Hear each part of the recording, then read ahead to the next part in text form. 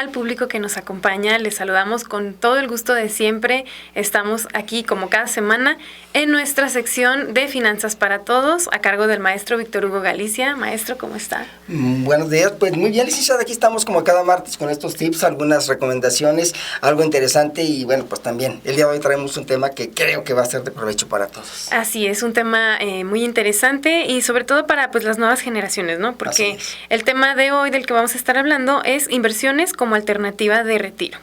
Así es. Vamos a platicar hoy sobre este tema. Derivado, hay que recordar, bueno, recién se acaba de autorizar por la comisión correspondiente en la Cámara de Diputados la reforma a la ley de pensiones en donde pues se van a tomar esos recursos de las cuentas que están inactivas de las personas que tienen 65, 70 años y más y que no han sido reclamadas. Una parte que ha inquietado mucho, pero hoy específicamente vamos a hablar de la inversión como un instrumento, como una alternativa que tenemos, pero sobre todo porque va dirigida a todas aquellas personas, a todos aquellos trabajadores que están ya en la ley del 97. Hay que recordar que ellos no van a tener derecho a una pensión vitalicia como la ley del 73 o los del 10º transitorio, que era en el caso de la Federación. Y ahora son las cuentas individuales y sobre esas cuentas individuales, bueno, pues es como viene y justamente las inversiones dentro de lo que existe en el mercado, pues son una alternativa para ir creando un fondo de ahorro que nos permita en el largo plazo, cuando ya termine nuestra vida laboral, contar con un recurso que sea suficiente y digno para ese retiro. Así es, maestro. Entonces, bueno, preguntarle, ¿invertir para el retiro a quién puede beneficiar? La inversión como tal que se establece beneficia a todo el mundo. Es decir, toda la persona podemos invertir, podemos obtener un beneficio, se invierte con la finalidad de crear un patrimonio o de crear riqueza. En específico en este tema, invertir para un retiro significa que nosotros tengamos la capacidad de contratar un plan, de tener una planeación financiera que nos permita en el largo plazo contar con recursos para el retiro.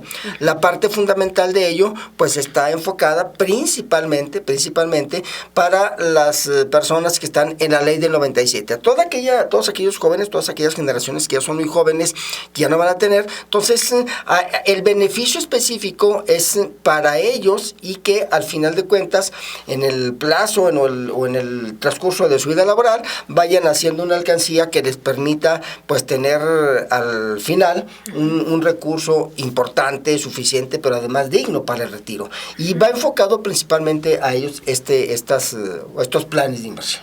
Así es. Y al hablar de cómo invertir, ¿a qué nos referimos? Podemos pensar que comprar un celular o comprar un reloj es una inversión, pero definitivamente, a ver, hay una inversión cuando nosotros hacemos un desembolso de recursos y adquirimos un bien, llámese un bien de consumo duradero, llámese un bien inmueble, siempre estamos invirtiendo. El crear la conciencia de la inversión, no sé, adquiriendo una computadora nueva, un teléfono nuevo, los electrodomésticos, un coche, una casa, un terreno, eso es invertir.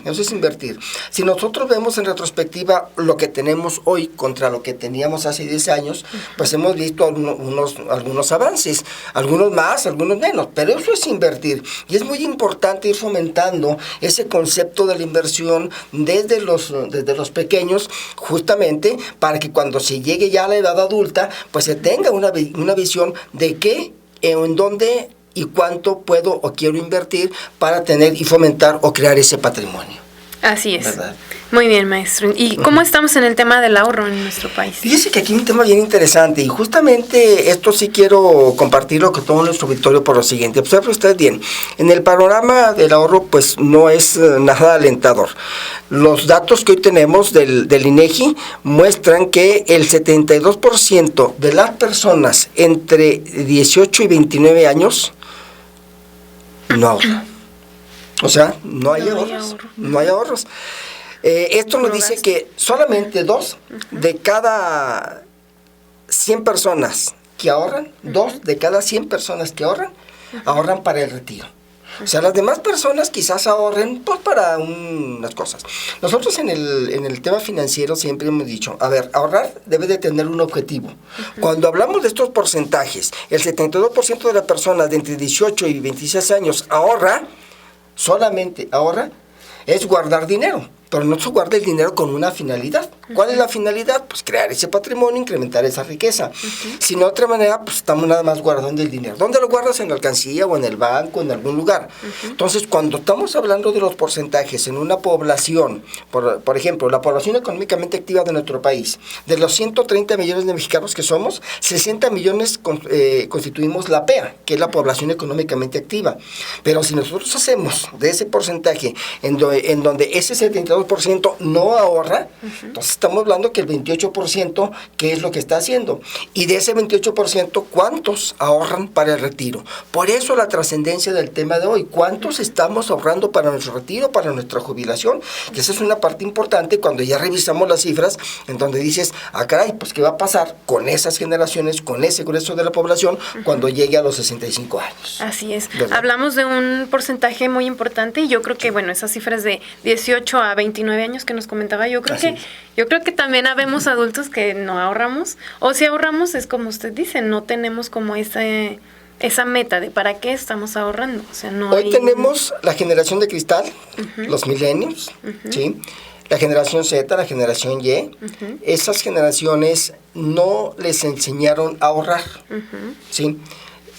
Ese es un problema que hoy se tiene, no en México nada más, sino en el mundo. Entonces, cuando nosotros analizamos el comportamiento de dichas generaciones, los bloomers, que somos nosotros, aquellos de los 60s, de los 50s, a nosotros sí nos enseñaron a ahorrar. Nos daban nuestro domingo, guardamos una parte, trabajábamos, guardábamos otra parte, o bien tenemos una alcancía, incluso en las escuelas había el ahorro para los niños que se nos entregaba al final del ciclo escolar. Todo eso se fue eliminando, se fue quitando. Entonces son las nuevas generaciones, dinero que tienen, dinero que se chuta, ¿no? Vámonos. Y ahora con el dinero electrónico, en donde con una tarjeta puedes hacer sin necesidad de ir a ningún lado, pues más fácil, ¿no? En esa parte. Creo que nos falta en ese sentido la educación financiera, que sería importante justamente para considerar las alternativas que hoy tenemos de planes de ahorro, porque hay que pensar también en el futuro. Entonces, cuando hablamos de las generaciones que ya están más maduras, aquellos que son de los 30, 45, 50 años, ¿sí? La percepción comienza a cambiar. Hay un fenómeno muy interesante de estudios muy, muy serios que se han hecho, en donde la persona a partir de los 38 años, como que le cae el 20. Caray, ¿qué voy a hacer? ¿Sí? Porque me veo en los 45, me veo en los 50, me veo en los 55 años. Entonces ya cuando comienza a preocuparse, pero ya desperdiciaste 20 años. Así es. Ya desperdiciaste 20 años y de pronto en ese sentido dices, caray, pues ¿qué voy a hacer? Yo creo que esa es la parte fundamental. Y estos números que acabo de compartir, pues es justamente el resultado de lo que no hemos visto, que no hemos percibido, pero además ni siquiera alcanzamos a visualizar con esas nuevas generaciones. Así es, maestro. Pues bueno, ahora una parte pues muy importante y también pues muy lamentable para muchos que pues no vamos a poder jubilarnos, ¿verdad? ¿Por qué las nuevas generaciones ya no se podrán jubilar como antes? Bien. La ley de pensiones se modificó en 1997, el 1 de julio de 97. Hubo una modificación ahora en el año 2020. Antes había la ley del 73, donde había un sistema de ahorro para el retiro. Y había un décimo transitorio para los trabajadores de la federación. Ese décimo transitorio establecía las condiciones de que los trabajadores en activo pues tenían que aportar para sostener a todos los jubilados, todos los pensionados que estaban en esa época. Se creó un modelo de cuentas individuales, y en ese modelo de cuentas individuales se modifica la ley, se modifica esa parte, y entonces las condiciones para que cada trabajador pudiera tener una cuenta con más recursos, pues es a través de las AFORES, que son las administradoras de Fondo para el Retiro, y se crean las cuentas individuales. ¿Qué fue lo que sucedió? es un modelo que se adopta de otro país, que se establece en el nuestro, pero las condiciones de ingresos en México se han ido deteriorando año con año. La inflación, la plusvalía, el desempleo, pues no han permitido que se mejore la calidad de vida. Si bien es cierto, a partir del 2018 tuvimos un incremento en los salarios mínimos muy importante, porque pasó de 88 pesos a 248 a la fecha. No ha sido suficiente porque las aportaciones tripartitas que se hacen a la cuenta individual siguen siendo todavía muy bajas. El 6.5 que se tiene que aportar se va a ir incrementando, pero de aquí al 2030, que no está lejos, pero todavía falta. Entonces, ¿qué es lo que ha sucedido o cuál es la causa? Pues esa, justamente, que las condiciones laborales, las condiciones de ingreso no han permitido que se mejore sustancialmente el ingreso del trabajador. Por lo tanto, el ahorro pues sigue siendo muy pequeño, sigue siendo muy magro, sigue siendo todavía muy raquítico para alcanzar una pensión digna. La propuesta del presidente de que toda la gente se pensione con el último salario que tenga en ese momento implican muchos recursos que no los hay. Si no sé, la verdad, con esta transformación qué es lo que vaya a suceder, pero al final de cuentas va a ser importante que nosotros entendamos la pregunta, ¿por qué las nuevas generaciones? Porque la modificación a la ley pues dejó fuera prácticamente todo, y con las cuentas individuales lo que usted ahorre es con lo que se va. Es una realidad triste, pero que hoy estamos viviendo, y ya el año pasado, en el 2023, salió la primera generación Afore con una pensión raquítica, el 30% del salario último que se estaba percibiendo, y eso es lo que se tiene que analizar, y pues ahí está el reto. Ahora sí que depende de cada uno de nosotros, ¿verdad? De lo que ahorremos, pues sí, si no, nos vamos sin nada. Justamente, el tema de hoy es, a ver, usted tiene 25 años, tiene 30 años, y si no piensa en un plan de retiro a través de una inversión, ¿qué es lo que va a suceder? Pues si ahorita tuviese 30 años, que no los tiene, pero si tuviese 30 años, sí, pues en 10 años, a los 40 años, ¿qué va a tener? ¿Sí? A los 50 años, en 20 años, ¿qué es lo que va a tener? ¿Cómo o con cuánto se quiere retirar? Y ese es el reto más importante por la cual las nuevas generaciones, me parece, todavía a muchos no les cae el 20 en ese sentido. Así es, o vemos muy lejos el retiro, ¿no? O lo vemos muy lejos, que eso es lo más grave del asunto, efectivamente. Así es. Bueno, ¿qué tipo de inversión es la más recomendable para el retiro? Aquí voy a mencionar dos específicamente, que son las que nos pueden ayudar, las que nos pueden servir para eso. Primero, es un plan de ahorro a 30 años. El plan de ahorro a 30 años es establecer una cuota de aportaciones mensuales o trimestrales o semestrales que nos permitan contar con un recurso suficiente que al final de cuentas le sirva a usted para el ahorro. Y la otra es el plan personal de retiro.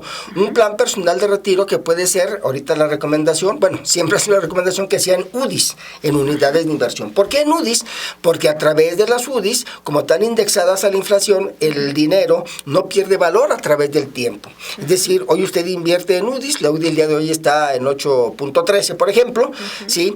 Y cuando usted termine en su plazo, que puede ser 10, 15, 20 o 25, 30 años, usted va a tener las mismas UDIs, pero al valor de la UDI que esté en ese momento. Entonces, esa es la parte importante. Esos serían los dos planes que hoy sería interesante que la gente los analizara, que la gente los viera, que las nuevas generaciones lo conozcan, que hagan una consulta de cuánto cuesta, cómo serían las aportaciones, cuáles son las características. Hoy los planes de retiro, por ejemplo, el de UDIs, tiene 3 características.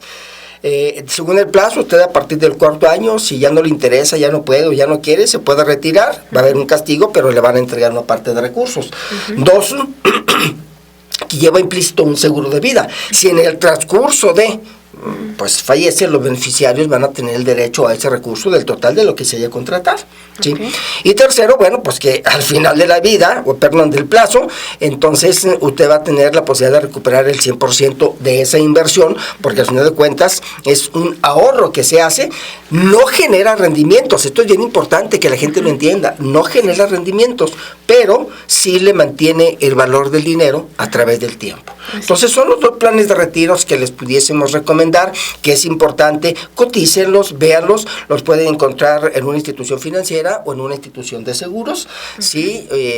Lo puede ver, que le hagan un traje a la medida en función a esas condiciones, y algunos de ellos incluso pueden ser también deducibles para el pago de impuestos. Así es, maestro. Sí. Pues muy importante conocer todas las formas que tenemos pues para inversión, para ahorro. Es muy importante conocer todos estos temas y no tener solamente el dinero ahí pues en el colchón, ¿no? Porque efectivamente, ahí no vale, y sobre todo porque se deprecia. Hay que recordar que el dinero en casa se deprecia, el dinero en una cuenta de ahorros también se deprecia, hay que saberlo invertir. Ahorita hay muchos instrumentos donde se pueden invertir, por ejemplo está el CETE Directo a partir de 1,000 pesos, lo puede hacer, y creo que ahí se va fomentando esa cultura del ahorro y de la inversión entre los jóvenes y también los no tan jóvenes, porque hay unos también que no tan jóvenes, que es importante, ¿verdad? Así es, maestro. ¿Algo más con lo que quieras? No, pues nada más que sí hay que crear conciencia en esta parte, sí estar muy, insisto, perdón, pero yo creo que las nuevas generaciones deben de ponerse las pilas. Hoy las condiciones laborales, las condiciones son complicadas, y sí hay que ponerse las pilas porque pues el tiempo nos alcanza. El tiempo nos alcanza, y en ese sentido es importante que lo consideremos. Así es, maestro. Bien, pues aquí estuvo el tema inversiones como alternativa de retiro. Esperamos que pues hayan aprendido algo de esta entrevista, y pues no nos queda más que agradecerles por habernos acompañado. Igual si tienen una duda o cualquier acercamiento que quieran tener aquí con el maestro, ¿nos recuerda sus contactos? Sí, como no, nos pueden encontrar en nuestra página de Facebook como Víctor Hugo Galicia Soto, en nuestro correo electrónico vicgali@hotmail.com, en X como @viugazo con H intermedia, en nuestra línea telefónica 492-107-1353, y desde luego aquí en Radio UAS. Así es, maestro. Pues muchas gracias, lo esperamos la próxima semana con otro tema. Muy amable. Hasta luego, querido público. No duden en mandarnos sus mensajes. Si tienen algún tema para que quieran que sea aquí tratado, con gusto lo vamos a hacer. Aquí el experto en el tema nos va a hacer pues favor de sacar de dudas, ¿verdad? Aquí estamos. Claro que sí, muy amable. Muchas gracias por escucharnos. Hasta la próxima.